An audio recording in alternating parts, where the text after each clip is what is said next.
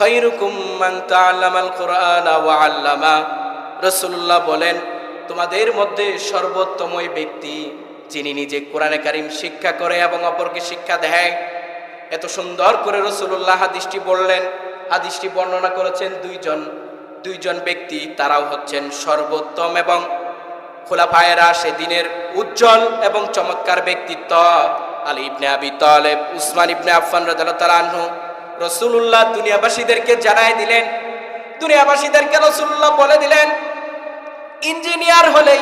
Engineer বিদ্যা শিখালেই উত্তম হওয়া যায় না। সমাজের মধ্যে ডাক্তার হলেই উত্তম হওয়া যায় না। সমাজের মধ্যেই বড় ব্যবসায়ী হলে, বিদেশে থাকলে, ইতালিতে থাকলেই উত্তম ব্যক্তি হওয়া যায় না। রাসূলুল্লাহ তাদেরকেই উত্তম বললেন, রাসূলুল্লাহ তাদেরকেই শ্রেষ্ঠ বললেন। নিজে যারা কোরআনে কারীম শিখে এবং অন্যকে কোরআনে কারীম শিক্ষা দেয়, রাসূলুল্লাহ বললেন তারাই হচ্ছে শ্রেষ্ঠ ব্যক্তিত্ব। আল কোরআনের পথ, এই পথই আসল পথ। আল কোরআনের পথ, এই পথই আসল পথ। অন্য পথে অন্য মতে নাই যে রহমত।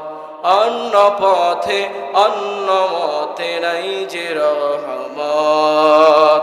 আল কোরআনের পথ, এই পথই আসল পথ। যখন কবরে মৃত ব্যক্তিকে শোয়ানো হবে, মনোযোগ দিয়ে কথাগুলো শুনবেন। কবরে মৃত ব্যক্তিকে শোয়ানো হবে, ডান দিক থেকে যখন মৃত ব্যক্তির আযাব আসবে, তার নামাজগুলো আযাবকে বাধা দিবে। বাম দিক থেকে যখন আযাব আসতে চাইবে, মৃত ব্যক্তির রোজাগুলো তাকে বাধা দিবে, আযাবকে আসতে দিবে না।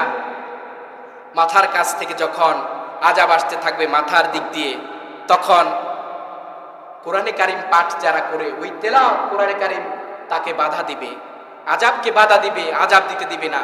এই কোরআনে পাঠ কত যে বরকতপূর্ণ, কত যে কোরআনে কারীমের পাঠ মহামান্বিত, এবং কোরআনের কারীমের পাঠ মুসলমানদের জন্য উপকারী, আমরা এটা নিজেরা অনুধাবন করতে পারি না। ওয়ান আব্দুল্লাহ ইবনে আমর রাদিয়াল্লাহু তাআলা আনহু قال قال رسول الله صلى الله عليه وسلم قال لصاحب القرآن اقرأ وارتقي ورتل كما كنت ترتل في الدنيا فإن منزلتك عند آخر آيات تقرأها। কিয়ামতের দিন কোরআনে কারীম কেমন সুপারিশ করবে জানেন? কোরআনে কারীম কিয়ামতের দিন বলবে, রব, হে আমাদের প্রতিপালক, এই লোকটা আমাকে পাঠ করেছে, আমার হক আদায় করে পরিপূর্ণভাবে আমার উপর আমল করেছে। হে রব, আপনি যদি এই বান্দাকে যদি জান্নাতে না পৌঁছে দেন, তার হিসাবকে যদি সহজ না করেন, আমি কোরআন কখনো মুছে যাব না, আমি কোরআন ধ্বংস হব না। একমাত্র কোরআনে কারীমই বান্দার জন্য সুপারিশ করবে।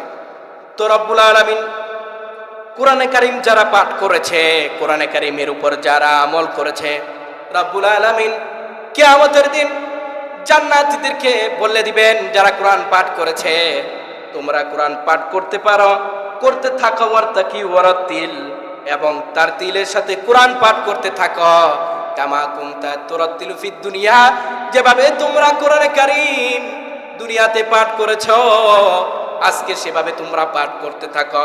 ওয়ারতাকি, এবং স্তরে উঠতে থাকো, মর্যাদার উন্নত স্তরে উঠতে থাকো। আর তোমার সর্বশেষ মর্যাদার জায়গা হচ্ছে তোমাদের মুখস্থকৃত আয়াত, তোমাদের আমলকৃত আয়াত তোমরা পাঠ করতে থাকবা, তত তালা তত মর্যাদার এক একটা স্তর উঠতে থাকবা। রব্বুল আলামিন সূরাত ইয়াসিনের শুরুতে বলেন, ইয়াসিন। ইয়াসিন, এই হরফগুলোকে হরফে মুকাত্তাআত বলা হয়। যেমন আলিফ লাম র, কাফ হা ইয়া আইন সাদ ত সিন মিম, এরকম কোরআনে কারীমে অনেক শব্দ রয়েছে যেগুলোকে হরফে মুকাত্তাআত বা অবিচ্ছিন্ন শব্দসমূহ বলা হয়। সুইলা আন ইবনে আব্বাস রাদিয়াল্লাহু তাআলা আনহু ইন্নাহু قال لا اعلم تفسيره ومعنى। আব্দুল্লাহ ইবনে আব্বাস রাদিয়াল্লাহু তাআলা আনহু রাইসুল মুফাসসিরিন, তাকে জিজ্ঞাসা করা হলো, এই হরফগুলোর অর্থ বলে দিন হে আমিরুল মুফাসসিরিন। তিনি বললেন, এই অর্থগুলো স্বয়ং আল্লাহ এবং তার রসুলের মাঝেই বিদ্যমান, উম্মতকে শেখানোর জন্য এবং জানার জন্য এগুলো দেওয়া হয়নি। আলহামদুলিল্লাহ। ওয়াল কোরআনুল হাকিম, ওয়াও এই শব্দটা কসমের জন্য আসে। আরবিতে আল্লাহি বিল্লাহি তাল্লাহি, কসমের ক্ষেত্রে আরবরা ব্যবহার করে। যেমন আল হুসাইন ওয়াল কোরআন, আল্লাহ তাআলা ব্যতীত মিন গায়রিহি লা ইয়াজুজ আল কসম আলাল মাখলুক, মাখলুকের উপর কসম করা কোনোভাবেই জায়েজ নয়, হারাম। যেমন মায়ের বুকের দুধের কসম কাটে অনেকেই, এরপরে অনেকেই মেয়ের কসম কাটে, বউয়ের কসম কাটে। আমাদের সমাজে এরকম অনেক প্রচলিত রয়েছে, এগুলো জায়েজ না, হারাম। রব্বুল আলামিন তিনিও কসম কাটলেন, অল কোরআনিল হাকিম, I swear by the scientific Quran, আমি রব্বুল আলামিন বিজ্ঞানময় কোরআনের শপথ করছি। তো আমরা শুরুতেই অল কোরআন, কোরআন সম্পর্কে জেনে নিব। কোরআন সম্পর্কে প্রখ্যাত মুফাসসির আল্লামা জালালউদ্দিন সুয়ুতি আল মাহাল্লি রহমাতুল্লাহ আলাইহি বলেন, আল ইতকানু ফি উলুমিল কোরআন ওয়া তাফসিরু জালালাইন, তাফসির জগতে দুটি বিখ্যাত কিতাবে তিনি বলেন, আল কোরআন হুয়া কালামুল্লাহি আল মুআজ্জাজ বিওয়াসিতাতি রূহুল আমিন আলা নবী মুহাম্মদ সাল্লাল্লাহু আলাইহি ওয়া আলিহি ওয়াসাল্লাম আল মাকতুবু বিল মাসাহিবি ওয়া মানকুলুন বিত তাওয়াতিরি ওয়া মুতাআব্বিদুন বিতিলাওয়াতিহি ইয়াবদাউ বিল ফাতিহাতি ওয়া ইয়ানতাহি বিন নাস। তিনি কোরআনের সংজ্ঞা দিলেন। আর রব্বুল আলামিন এই কোরআন কারিমে অসংখ্য জায়গায় কোরআন নিয়ে তিনি বর্ণনা করেছেন। ওই সমস্ত অসংখ্য জায়গা থেকে আমরা কয়েকটি গুরুত্বপূর্ণ জায়গা আমরা ফেস করার চেষ্টা করব ইনশাআল্লাহ। রব্বুল আলামিন বলেন, যালিকাল কিতাবু লা রাইবা ফীহি হুদাল লিল মুত্তাকিন। যালিকাল কিতাব লা রাইবা ফীহি, this is a book there is no doubt. এটা এমন কিতাব যাতে কোনো সন্দেহ নেই।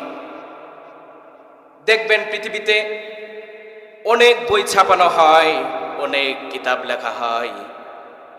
যতগুলো কিতাব পৃথিবীতে লেখা হয়, যতগুলো কিতাব ছাপা হয়, কোনো রাইটার বলে দেয় না, কোনো গ্রন্থকার বলে দেয় না এই যে কিতাব, এখানে কোনো ভুল নাই। বরং তারা বলে দেয়, তারা লিখে দেয়, আমার লিখিত পুস্তিকাটিতে ভুল হতে পারে, পুস্তিকাতে কোনো ত্রুটি হলে আমাদেরকে জানিয়ে দিবেন। পরবর্তী সংস্করণে আমরা ভুল ভ্রান্তিগুলোকে নিরসন করার চেষ্টা করব। কিন্তু রব্বুল আলামিন সবগুলো কিতাব, পৃথিবীর সবগুলো কিতাবকে চ্যালেঞ্জ করে বললেন, সবগুলো কিতাবের রাইটাররা শুনে রাখো, কিতাবের লেখকরা শুনে রাখো, আমি তোমাদেরকে বলে দিলাম, তোমাদের কিতাবগুলো থেকে, তোমাদের বইগুলো থেকে আমার কিতাব ভিন্ন। আমি নিজেই শুরুতে বলে দিলাম, লা যালিকাল কিতাবু লা রাইবা ফীহি হুদাল লিল মুত্তাকিন। আল্লাহ নিজেই বলে দিলেন কিতাবের শুরুতে যে এই কিতাবের মধ্যে কোনো ভুল নেই, কোনো হরফ, কোনো জের জবর, কোনো জায়গায় এর কোনো ত্রুটি নেই, স্বয়ং আল্লাহ তাআলা বলে দিয়েছেন। আর এমন কিতাব রব্বুল আলামিন বলেন, ইন্না নাহনু নাযালনা যিকরা ওয়া ইন্না লাহু লাহাফিজুন।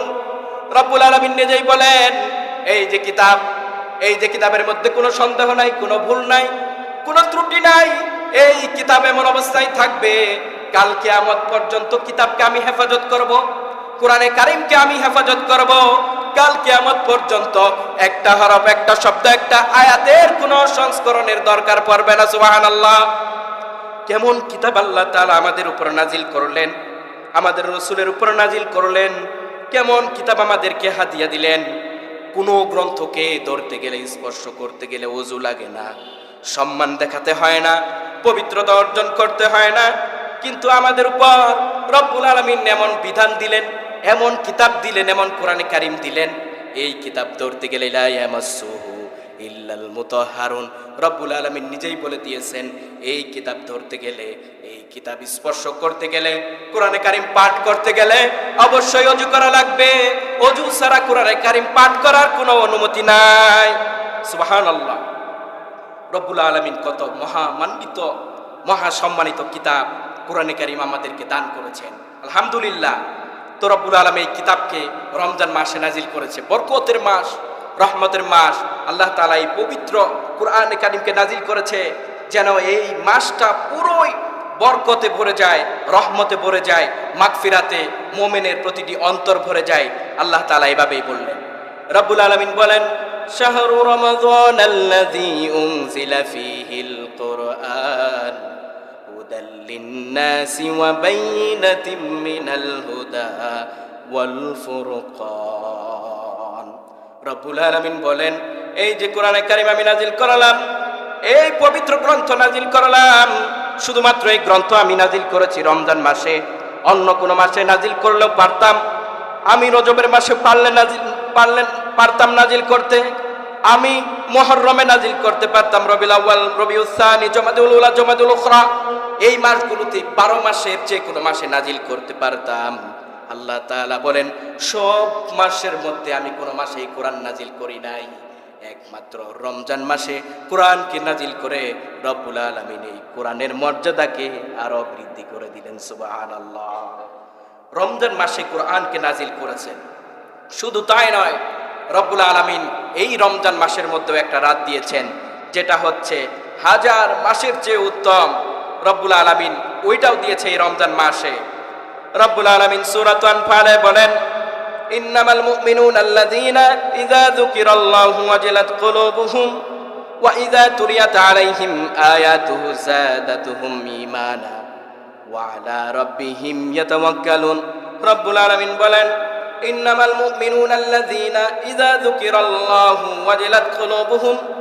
রব্বুল আলামিন বলেন, মুমিন হচ্ছে তারাই, নিশ্চয় মুমিন তারা যারা যখন আল্লাহ তাআলার আলোচনা করা হবে, আল্লাহ তাআলার কোরআনের তাফসীর করা হবে, আল্লাহ তাআলার বক্তব্য দেওয়া হবে, আল্লাহ তাআলার বিষয়বস্তুকে উপলৌকন করা হবে।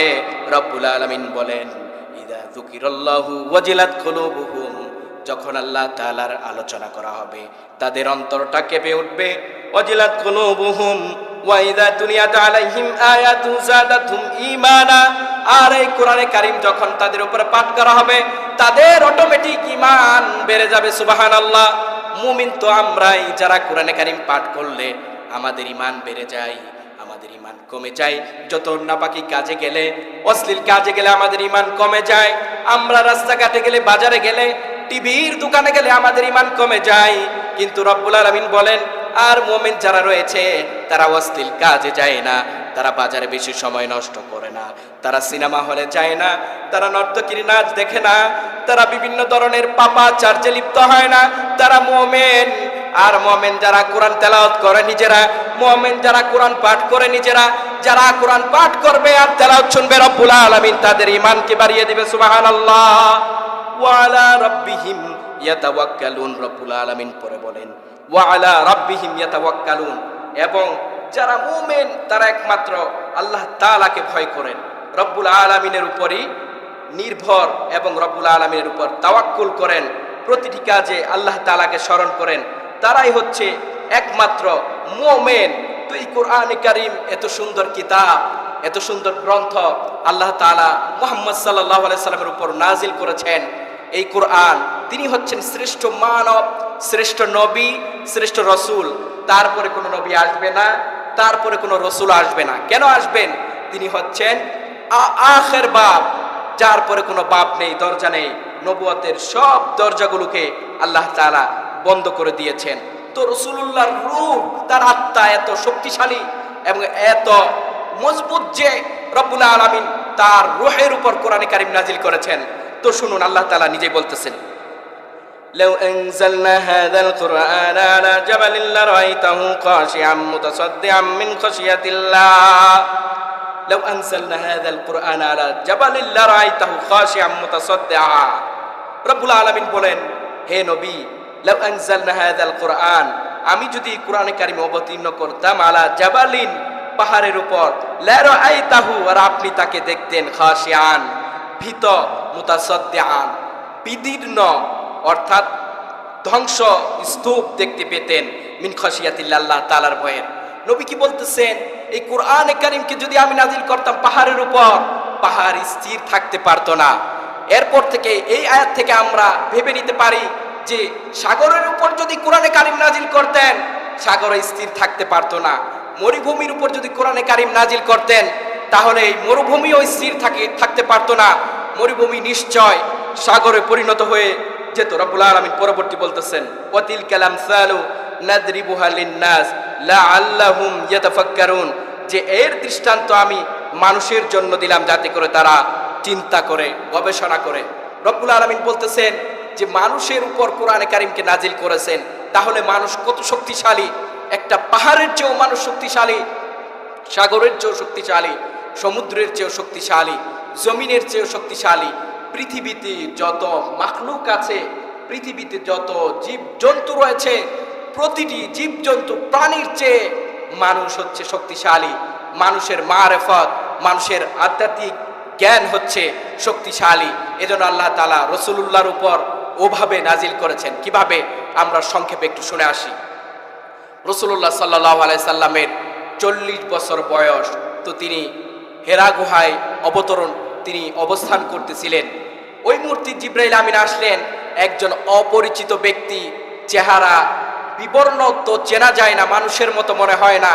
এভাবে দেখে রাসূলুল্লাহ ভয় পেয়ে গেলেন। তাকে বললেন, ইকরা, হে নবী আপনি পড়ুন। এরপরে নবীজি বলতেছেন, আনা লাইসা বিকারি, আমি পড়তে পারি না। দ্বিতীয়বার যখন তাকে বললেন, ইকরা ইয়া আইয়ুহান নবী, তিনি বললেন, আনা লাস্তু বিকারি, আনা লাস্তু বিকারি। এভাবে 3 বার তিনি উত্তর দিলেন যে আমি পড়তে পারি না, আমি পড়তে পারি না। এভাবে বলার পর রাসূলুল্লাহ সাল্লাল্লাহু আলাইহি সাল্লামকে এভাবে বুকে নিয়ে এমন জোরে চাপ দিলেন। রাসূলুল্লাহ বললেন যে ওই চাপটা অনুভব করার পর আমার মনে হলো যে আমার প্রাণ চলে গেল, আমার রূহ বের হয়ে গেল। এভাবে তিনি রাসূলুল্লাহ বলতেছিলেন। তো কোরআনে কারীমের প্রাথমিক 5টা আয়াত নাজিল হলো। রব্বুল আলামিন সূরা আলাকের 5টা আয়াত নাজিল করে দিলেন।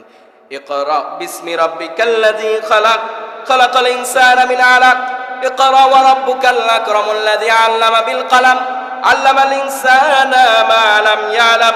রব্বুল আলামিন সূরাতু আলাকের প্রাথমিক 5টা আয়াত রাসূলুল্লাহর উপর নাজিল করে দিলেন। এভাবে রাসূলুল্লাহর উপর কেমন ভাবে ওহী নাজিল হতো, কেমন ভাবে রাসূলুল্লাহ অনুধাবন করতেন। মা আয়েশা সিদ্দিকা রাদিয়াল্লাহু তাআলা আনহা বললেন, যখন রাসূলুল্লাহর উপর কোরআনে কারীম নাজিল হতো, তখন রাসূলুল্লাহ যদি দাঁড়ানো থাকতেন বসে যেতেন। আর রাসূলুল্লাহর উপর যখন কোরআনে কারীম নাজিল হতেন, যখন তিনি বসে থাকতেন তখন তিনি শুয়ে যেতেন। এভাবে কোরআন নাজিল হয়েছে রাসূলুল্লাহর উপর, ধাপে ধাপে নাজিল হয়েছে এই কোরআনে কারীম। এজন্য রব্বুল আলামিন এই কোরআনকে সম্মানিত করেছেন। একেবারে তিনি চাইলেই কোরআনকে দিয়ে দিতে পারতেন, একেবারে চাইলেই তিনি নাজিল করতে পারতেন। যেভাবে পূর্ববর্তী কিতাবগুলোকে রাসূলুল্লাহর পূর্ববর্তী নবীদের উপর আল্লাহ তাআলা নাজিল করেছিলেন, চাইলেই ওভাবে কিতাবগুলোকে ছড়িয়ে দিতে পারতেন, ছড়িয়ে দিয়েছেন তিনি। কিন্তু চাইলেই কোরআনে কারীমকে এভাবে একবার নাজিল করে দিতে পারতেন, কিন্তু আল্লাহ তাআলা ওভাবে নাজিল করে নাই। আস্তে আস্তে ধীরে ধীরে কোরআন কারীমকে আল্লাহ তাআলা রাসূলুল্লাহর উপর নাজিল করেছেন। প্রয়োজন অনুপাতে যখন যে আয়াত, যে সূরার প্রয়োজন পড়েছে, সে অনুপাতে রাসূলুল্লাহর উপর কোরআনে কারীম নাজিল হয়েছে। তো রব্বুল আলামিন বলতেছেন, যখন তোমাদেরকে নামাজের জন্য ডাকা হয় জুমার দিন, তখন তোমরা আল্লাহ তাআলার নামাজের দিকে ছুটে যাও এবং তোমাদের ব্যবসা বাণিজ্য ছেড়ে দাও। রব্বুল আলামিন বললেন, ইয়া আইয়ুহাল্লাযীনা আমানু ইযা নুদিয়া লিস-সালাত মিন ইয়াউমিল জুমআতি ফাসআউ ইলা যিকরিল্লাহি ওয়া যারুল বাই', যালিকুম খায়রুল লাকুম ইন কুনতুম তা'লামুন। রব্বুল আলামিন বলেন, হে মুমিনেরা, যারা ঈমান এনেছো, তোমরা শোনো, যখন তোমাদেরকে জুমার নামাজের জন্য আজান দেওয়া হয়, তোমরা কি করো? নামাজের দিকে ছুটে যাও। ইলা যিকরিল্লাহি ওয়া যারুল বাই', এবং তোমরা ব্যবসা বাণিজ্যকে ছেড়ে দাও। দেখা যায় আজানের পরও জুমার দিন আমরা ব্যবসা বাণিজ্য করতে থাকি। জুমার দিনে যখন আজান হয়ে যায়, তখন ব্যবসা বাণিজ্য সহ যত ধরনের কাজ রয়েছে সবগুলো কাজ হারাম, আর কোনো কাজ করা যাবে না।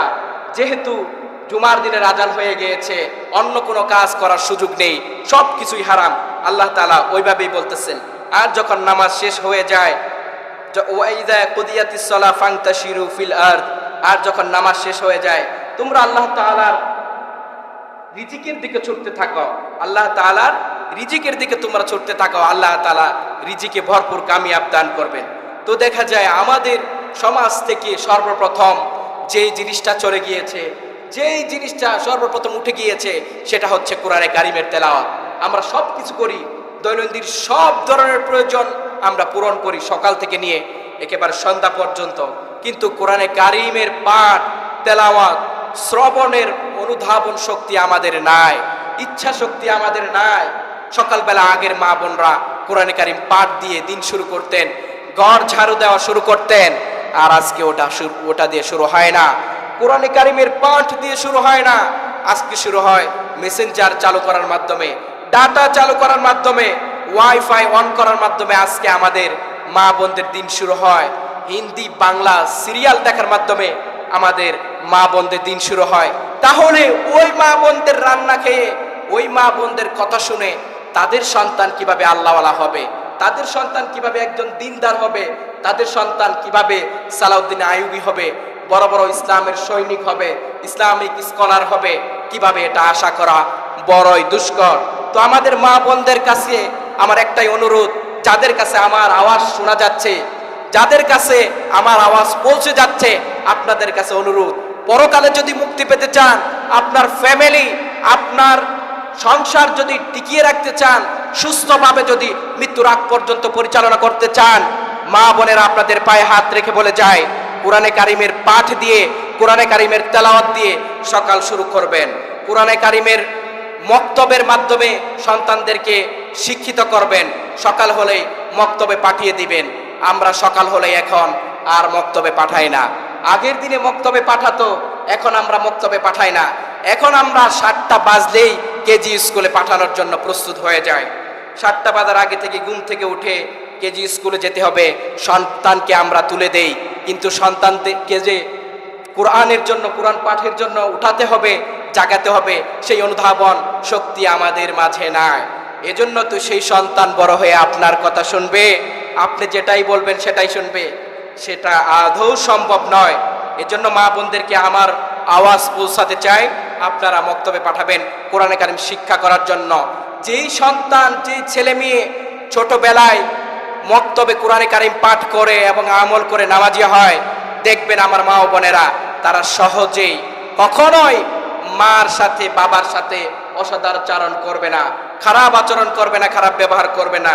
তো আমরা ওই সমস্ত কেজি স্কুল, প্রাইভেট স্কুলদেরকে বলতে চাই, আপনারা যদি আমাদের ছেলে মেয়েদেরকে যদি সকাল 7টা থেকে যদি স্কুল খুলেন, আপনাদের কাছে অনুরোধ,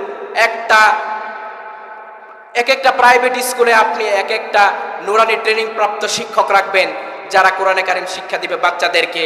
মক্তবে যাওয়ার যেই ঘাটতি, মক্তবে যাওয়ার যেই ক্ষতি হলো না যাওয়ার কারণে, আপনার স্কুলের সেই বাচ্চারা কোরআনে কারিমের পাঠ সুন্দরভাবে শিখতে পারবে ওই শিক্ষকের মাধ্যমে। নতুবা আপনি যদি আপনার স্কুলে যদি আপনার একটা যদি নুরানি ট্রেনিং প্রাপ্ত শিক্ষিত কোরআনে কারিম ভালো পড়তে পারে শিক্ষক না রাখেন, কিয়ামতের দিন আপনার সকালবেলা মক্তবের বিপরীতে স্কুল খোলার কারণে আল্লাহর দরবারে আপনাকে কাঠগড়ায় দাঁড়াতে হবে। তো দেখা যায় এই সমস্ত মক্তবকে ধ্বংস করলো কেজি স্কুল। এ নিয়ে আমি একটা কবিতা বলেছি, কত কিছু হারিয়ে গেল যুগের তালে তালে, ওসব কথা মনে হলে চোখ ভরে যায় জলে। মক্তবকে শেষ করলো সকালবেলার স্কুল, স্টাইলে কেড়ে নিল ছেলে মেয়ের চুল। ঘরের শান্তি নষ্ট করলো অবৈধ প্রেম প্রীতি, লজ্জা শরম মাথা খেলো পশ্চিমা সংস্কৃতি। খাবারের স্বাদ পড়লো চাপা ফরমালিনের তলে, দুধের স্বাদটা চুষে খাইলো মরার জলে। ফ্রি ফায়ার আর পাবজি মিলে দিছে এমন ঠেলা, হারিয়ে গেছে নাটাই ঘুরি মাটির খেলাধুলা। মোবাইল ফোন কায়রা নিল বুকের হাতের বই, কলের লাঙল ধ্বংস করলো লাঙল জুয়াল মই। উন্নত জাত কায়রা নিল লাল চালে সেই ধান, ডিস্কো ডিজে খাইলো গিলে নাতে রসুল গান। ভিন্ন ভাষা বাংলা ডারে করছে এমন জব্দ, তাদের চাপে মইরা গেল বাংলা অনেক শব্দ। দালান কোটা খাইলো গিলে হারের ঘরের মায়া নীর, নেতা খাইলো দালালি কইরা চামচা দিল মিল। গায়ের লোকে শহরে ভাব খাইলো পারাগা, মানবতা যে খাইলো কে পাইনি খুঁজে তা। সমাজটারে করছে এমন ভাই, সমাজের আর আগে অনেক কিছু আগের মতো নাই।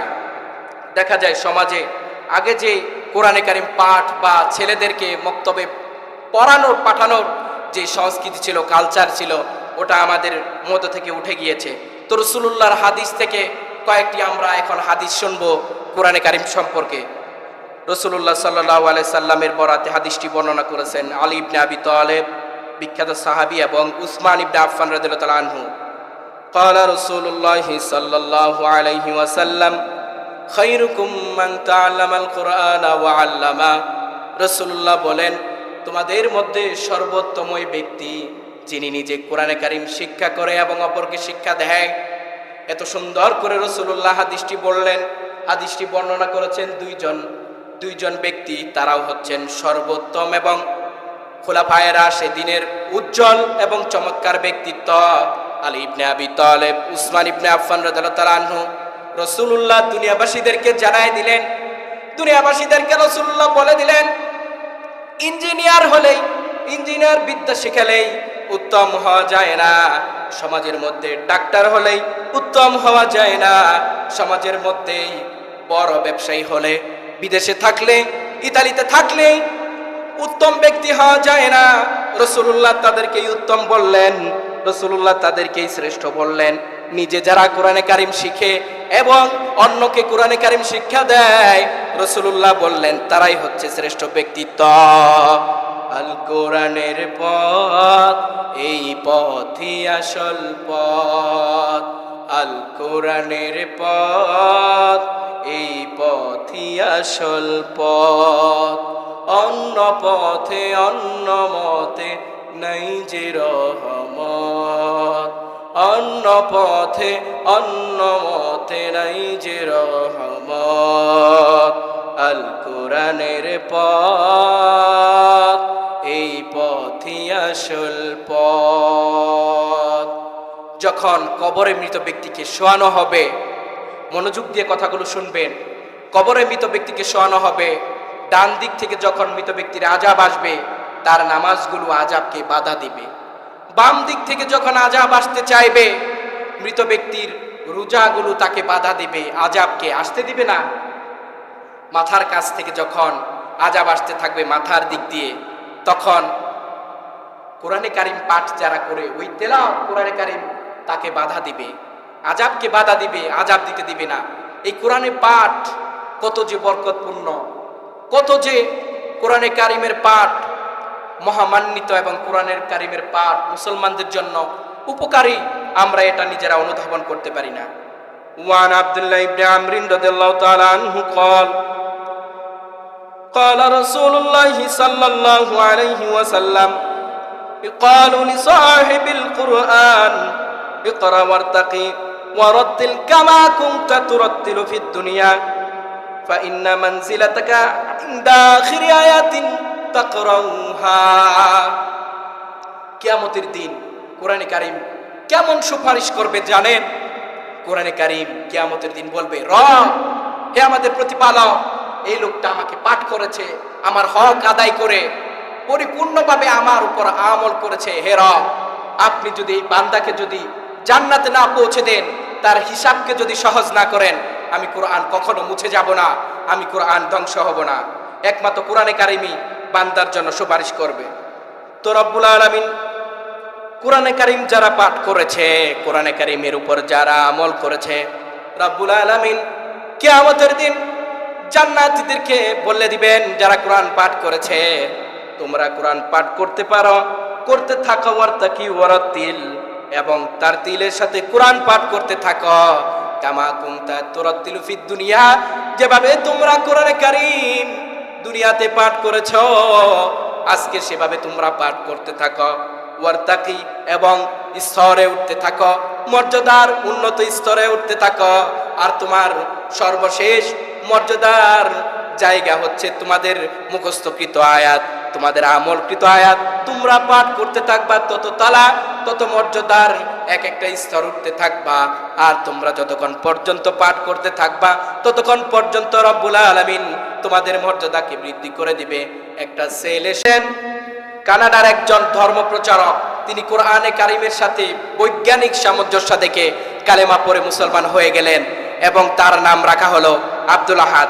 এরপরে হলো দ্বিতীয় জন জন মার্তেল, তিনিও একজন মহাকাশচারী এবং মহাকাশ নিয়ে গবেষক ছিলেন, তিনি কোরআনে কারিমের মধ্যে কোনো ভুল প্রমাণ না পেয়ে কোরআনে কারিমকে সর্বশ্রেষ্ঠ কিতাব হিসেবে প্রমাণ করতে পেরে তিনি কালেমা পড়ে মুসলমান হয়ে গেলেন। এরপরে উইলিয়াম ক্যাম্পবেল, তিনি নাসার আমেরিকার একজন প্রাচীন প্রাক্তন বিজ্ঞানী ছিলেন। তিনি কোরআন কারিমের ভ্রূণ তথ্য নিয়ে এরকম সূরা আলাক, ইকরা বিসমি রাব্বিকাল্লাযী খালাক, এই প্রাথমিক আয়াতগুলো নিয়ে গবেষণা করে তিনি ভ্রূণ তথ্য নিয়ে গবেষণা করে কালেমা পড়ে মুসলমান হয়ে যায়। এরপরের জন হচ্ছে আলফ্রেড ক্রুনার, একজন জার্মান ভূতত্ত্ববিদ ছিলেন। তিনি কোরআন নিয়ে গবেষণা করে কালেমা পড়ে মুসলমান হয়ে যায়। কোরআনে কারিমে এমন কোনো বিষয় নাই যে নাই, কোরআনে কারিমের এমন কোনো বিষয় উল্লেখ নাই এরকম কেউ বলতে পারবে না। সব কিছু দিয়ে কোরআনে কারিমকে ভরপুর করে দিয়েছেন আল্লাহ তাআলা। এই কোরআনে কারিমের গবেষণা কত, গবেষণা যারা করেছে তারাই সফল কাম হয়েছে। বৈজ্ঞানিকদের মধ্যে যারা কোরআনে কারিম নিয়ে গবেষণা করেছে তারা সবচেয়ে বেশি গবেষণার উন্নত শিখরে পৌঁছেছে। শিক্ষিতদের মধ্যে যারা গবেষণা করেছে, স্কলারদের মধ্যে যারা গবেষণা করেছে, বিভিন্ন ধর্মে কোরআনে কারিমের গবেষণা এসেছে, কোরআনে কারিম সম্পর্কে বলা হয়েছে, তো তারা যারাই তাদের ধর্মে কোরআনে কারিম এর আলোচনা শুনে কোরআনে কারিম দেখতে আসে তারাই কালেমা পড়ে মুসলমান হয়ে যায়। কোরআনে কারিমে আসহাবে কুকুরের কথা বলা হয়েছে, আসহাবে কুকুর নিয়ে গবেষণা করেছে অনেকেই, যে আসহাবে কুকুরেরও তো জান্নাতে যাবে, তারা কেন জান্নাতে যাবে, তো কুকুরের কথা কেন বললেন আল্লাহ তাআলা? দেখবেন দুনিয়াতে যত কুকুর আছে তাদের মধ্যে অনেক গুণাবলী রয়েছে, তন্মধ্যে সর্বশ্রেষ্ঠ কিছু গুণাবলী রয়েছে। এক হচ্ছে তারা অল্পে তুষ্ট থাকে, দ্বিতীয় তারা মালিকের অনুগত হয়, তৃতীয় নম্বর হচ্ছে তারা রাতে ঘুমায় না, তারা রাতে মালিকের পাহারা দেয়। এই তিনটা গুণ যদি আমাদের মধ্যে থাকে, তিনটা গুণ যদি আমাদের মধ্যে এসে যায়, দেখা যায় আমরাও আল্লাহর ওলি হয়ে যাব, আল্লাহ ভক্ত হয়ে যাব, আমরা আমাদের মধ্যে এই গুণগুলো থাকলে। তো দেখা যায় কুকুরেরা দেখবেন কিছু কুকুর এমন রয়েছে, বিদেশি কুকুর, জামান কুকুরদের মধ্যে বিশেষত রয়েছে, যেমন জাপানি কুকুর, এরপরে থাইল্যান্ডের কুকুর, এরা দেখবেন বিশেষ পারদর্শী। তারা কি করতে পারে জানেন? তারা আপনাকে যখন রিচার্জ করবে কোনো বাহিনী, ধরেন সেনাবাহিনী, বিমান বাহিনী, র্যাব, বিশেষ করে বিভিন্ন বিমানবন্দরে এভাবে রিচার্জ করা হয় কুকুর দিয়ে। কেন রিচার্জ করা হয় জানেন? অবৈধ অস্ত্র এগুলো তারা বের করতে পারে, এটাই শুধু না, তারা দেখা যায় তারা মানুষের যে গ্রন্থিগুলো রয়েছে, ছোট ছোট হাড়, ছোট ছোট লোমকূপের যে কম্পনে সৃষ্টি হয়ে যায়, মানুষ যখন চুরি করে ডাকাতি করে তাদের ভিতরে ভয় ঢুকে যায়, তাদের গ্রন্থিগুলো, শরীরের গ্রন্থিগুলো যখন ঘামতে থাকে, ওই লোমগুলো ঘামতে থাকে, তখন কুকুর টের পেয়ে যায় এবং তার উপর আক্রমণ করে থাকে। ঠিক তদ্রূপ আমিও যখন ইরাকের যখন এয়ারপোর্টে ঢুকেছি, তখন গাড়িগুলো থেকে সব মাল বের করা হয়েছে, বের করে দেওয়া হয়, বের করার পর কুকুরকে দিয়ে রিচার্জ করা হয়েছে। তো কুকুর এমনভাবে রিচার্জ করে, ভয় পেয়ে যাবেন যে কুকুরে মনে হয় আক্রমণ করবে। আসলে বিষয়টা এমন নয়, কুকুর এমন কিছু দেখতে পারে, এমন কিছু অনুধাবন করতে পারে যেগুলো আমরা মানুষ হয়ে পারি না। এজন্য রাসূলুল্লাহ বলেন কুকুর হচ্ছে পাহারার ক্ষেত্রে সেরা, কুকুর হচ্ছে পাহারার ক্ষেত্রে সেরা। কুকুরকে যদি পাহারার কাজে না ব্যবহার করা হতো তাহলে আমি বলতাম সবগুলো কুকুরকে হত্যা করে জেনে ফেলা হয়। তো কোরআনে কারিমের স্পর্শে যারা আসে, কোরআনে কারিম স্পর্শ যারা করে, তাদের সম্মান বেড়ে যায়। একটা মিসাল আপনাদের কাছে দেই, এই যে কোরআনে কারিম যারা পাঠ করে, কোরআনে কারিমকে পেঁচানোর জন্য একটা কাপড় থাকে, একটা চাদর দিয়ে ঢাকা হয়।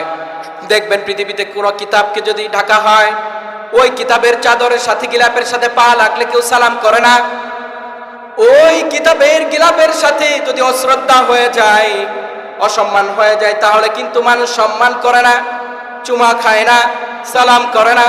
কিন্তু কোরআনে কারিমের সাথে মিশার কারণে সাধারণ একটা 20 টাকা দামের গিলাপ, সাধারণ একটা ওই যে কাপড় মিশার কারণে ওই কাপড়ের মান এত বৃদ্ধি হয়ে যায়, ওই কাপড়ের সম্মান মর্যাদা এত বেড়ে যায়। ওই কাপড়ের সাথে পা মিশলেই, ওই কাপড়ের সাথে পা লাগলেই অশ্রদ্ধা হয়ে গেলে মানুষ সম্মান করে, মানুষ চুমা খায়। কি জন্য? কোরআনের সাথে লেগে গেছে। রেহালের সাথে পা লাগলে মানুষ চুমা খায়, মানুষ সম্মান করে। এজন্য আমরা যদি কোরআনের সাথে নিজেকে বানিয়ে নেই, নিজেকে কোরআনের সাথে লাগায় নেই, নিজেকে কোরআনে ওয়ালা বানায় নেই, কোরআন পাঠওয়ালা বানায় নেই, কোরআন শূন্যওয়ালা বানায় নেই, কোরআন শ্রদ্ধাওয়ালা যদি নিজেকে বানায় নেন, কোরআন যেমন সম্মান, কোরআন যেমন শ্রদ্ধার পাত্র, রব্বুল আলামিন তার সাথে মিশার কারণে আল্লাহ তাআলা আমাদের সম্মান তেমন বাড়ায় দিবেন। সুবহানাল্লাহ। কোরআনের সাথে এভাবে স্পর্শে থাকার কারণে আল্লাহ তাআলা কেমন সম্মান বৃদ্ধি করে দিয়েছে এই রেহালকে, এই কোরআনের গিলাফকে। আল্লাহ তাআলা এই সম্মান দিয়ে দান করেছেন একমাত্র কোরআনে কারিমকে।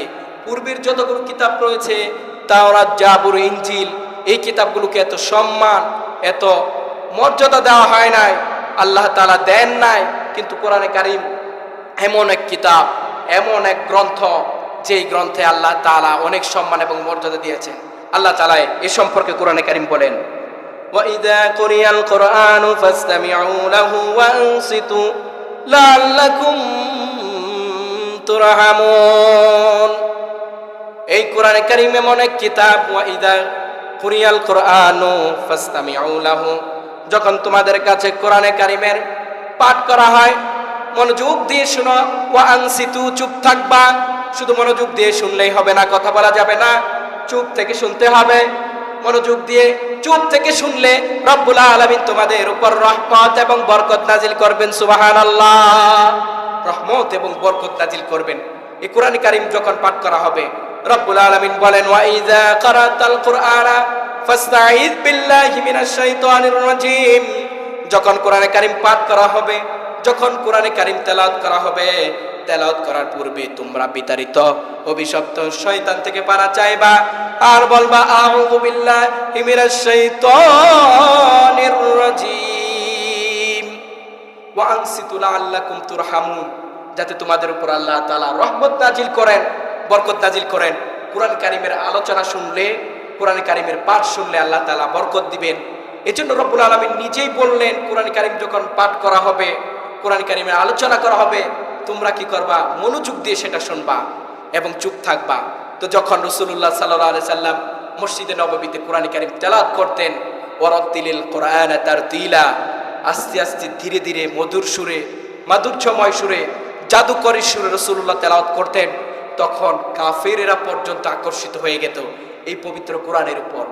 তেলাওয়াত শুনে কাফেরেরা পর্যন্ত ছুটে আসতো কোরআনে কারীমের এই মহামান্বিতায়, কোরআনে কারীমের এই পাঠ শুনে। এত বরকত, এত রহমত কোরআনে কারীমের। ওলীদ ইবনে মুগীরা, উতবা ইবনে রাবি, তারা ছিল কাফেরদের লিডার, নেতা, নেতৃত্বস্থানীয় লোক। তারা সকলে পরামর্শ করেছে যে মুহাম্মদ যদি কোরআনে কারীম পাঠ করে, কোরআনে কারীম তেলাওয়াত করে, তাহলে আমরা শুনবো না এবং তার ধারে কাছেও যাব না। যতই সুন্দর করে কোরআনে কারীম তেলাওয়াত করা হোক, পাঠ করুক, আমরা কখনোই সেটা শুনতে যাব না, পরামর্শ করলো। কিন্তু যখন রাসূলুল্লাহ সাল্লাল্লাহু আলাইহি ওয়াসাল্লাম কোরআনে কারীম তেলাওয়াত করতেন, রাতের বেলায় পাঠ করতেন কোরআনে কারীম মধুর সুরে, তখন সকলেই সেই কোরআনের আকর্ষণে ছুটে যেত, কাফেররা পর্যন্ত চতুর্দিক থেকে ছুটে আসতো। যখন আস্তে আস্তে রাতের অন্ধকারে একত্রিত হয়ে যেত, একে অপরকে গালিগালাজ করতে থাকতো। তুমি তো সকলের সামনে বলেছিলা কোরআনে কারীম শুনতে আসবা না, কোরআনে কারীম রাসূলুল্লাহর এত সুন্দর তেলাওয়াত শুনতে আসবা না, কথা তো দিয়েছিলা, কেন শুনতে আসলা? সে বলল, তুমি কেন শুনতে আসলা? পরস্পর এভাবে গালিগালাজ করতে থাকে। রাসূলুল্লাহ সাল্লাল্লাহু আলাইহি ওয়াসাল্লামের কোরআনের পাঠ, কোরআনের তেলাওয়াত এত মাধুর্যময় ছিল, এত জাদুকরী ছিল, কাফেরেরা শত ওয়াদা করার পরও, অঙ্গীকার করার পরও, এরপরও নিজেরা নিজেদেরকে বিরত রাখতে পারতো না, নিজেদের নফসের উপর কন্ট্রোল শক্তি রাখতে পারতো না। কোরআনে কারীম তেলাওয়াত শুনতে নিজেরা বাধ্য হয়ে যেত। এমন কোরআনে কারীম আল্লাহ তাআলা আমাদের দান করলেন, এজন্য আলহামদুলিল্লাহ। আজান দিয়ে দেন, 3 মিনিট পরে 25 আজান। তো সম্মানিত উপস্থিতি, যারা আলোচনা শুনছেন দূর থেকে, যদিও এখান থেকে অনেকেই আলোচনা শুনছেন কিন্তু আসতে পারেন না বা আসেন নাই, তাদের কাছে যতদিন পর্যন্ত বাংলাদেশের মানুষ আল্লাহ তাআলার বিধানের ব্যাপারে লজ্জা পাবে, ততদিন পর্যন্ত এ জাতি পরাধীনতার শৃঙ্খল থেকে মুক্ত হবে না। আপনাদের কাছে আরেকটা বিষয় স্পষ্ট করতে চাই, আমাদের যারা নেতৃত্বস্থানীয় লোক আছে, যারা কোরআন এর বিরোধিতা করে, যারা কোরআনের উপর কথা বলে, দেখা যায় তাদেরকে বড় বড় পদে দেওয়া হয়, তাদেরকে ভারত থেকেই যত ধরনের পুরস্কারে পুরস্কৃত করা হয়। তো যারা এখন ক্ষমতায় এসেছে তাদের কাছে আমাদের অনুরোধ, সর্বপ্রথম বাংলাদেশে কাদিয়ানীদেরকে রাষ্ট্রীয়ভাবে অমুসলিম ঘোষণা করতে হবে। বাংলাদেশের যত ওয়াজ মাহফিল রয়েছে, কোনো ওয়াজ মাহফিলে 144 জারি করা যাবে না। বাংলাদেশের যত বেহায়া বেরেল্লাপনার ঘাট রয়েছে, সেন্টার রয়েছে, সেখানেই একমাত্র 144 জারি করতে হবে। আর আরেকটা শেষ অনুরোধ বাংলাদেশ প্রশাসনের কাছে, যে বাংলাদেশের জনতার মুক্তির দূত ছিলেন হাদি, সেই হাদি হত্যার বিচার করতে হবে। কাজী নজরুলের ভাষায় সে বলেছিল, আমি ঝঞ্ঝা, আমি ঘূর্ণি, আমি পথ সম্মুখে যাহা পাই যাই চূর্ণি, আমি নিত্য পাগল ছন্দ, আমি আপনার তালে নেচে যাই, আমি মুক্ত জীবনানন্দ, আমি হাম্বির, আমি ছায়ানট, আমি হিন্দল, আমি চল চঞ্চল তমকি চমকি, পথ যেতে যেতে চকিতে চমকি ফিং দিয়া দেই 3 দল, আমি চপলা চপল হিন্দল, আমি তাই করি ভাই যখন চাই এমনে যা, করি শত্রুর সাথে গলাগলি ধরি মৃত্যুর সাথে পাঞ্জা, আমি চপলা চপল হিন্দল, আমি ঝঞ্ঝা, আমি উন্মাদ, আমি মহামারী, আমি ভীতিয়ে ধরত্রীর, বলবীর বল উন্নত মমশির। জয় হোক এদেশের মানুষের এবং এই দেশের মানুষের ইমানি হেফাজত, ইমানি চলচন্ত এবং সাহাবাই কেরামের মতো ইমান প্রজ্বলিত হোক, সে আশা আকাঙ্ক্ষা নিয়ে জামালপুরে মুসলমান, জামালপুরে তাওহীদি জনতার ইমানকে শক্তিশালী মজবুত আল্লাহ তাআলা করে দেখে আমিন। ওয়া আখিরি দাওয়ানা আলহামদুলিল্লাহি রাব্বিল আলামিন।